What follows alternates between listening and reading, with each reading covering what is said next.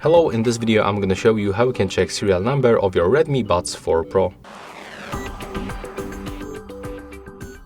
To check the serial number, you have to remove both earbuds from the charging case, and you have to take a look right here on this plastic cover.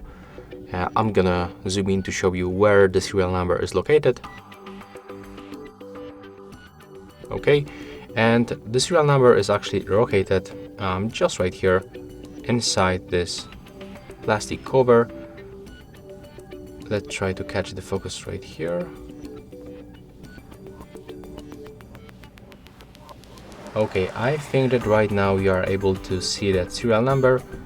It's located just right here next to this QR code marking on the last position. It's just right here. That's the serial number. So yeah, that's all for this video. Hope you like it.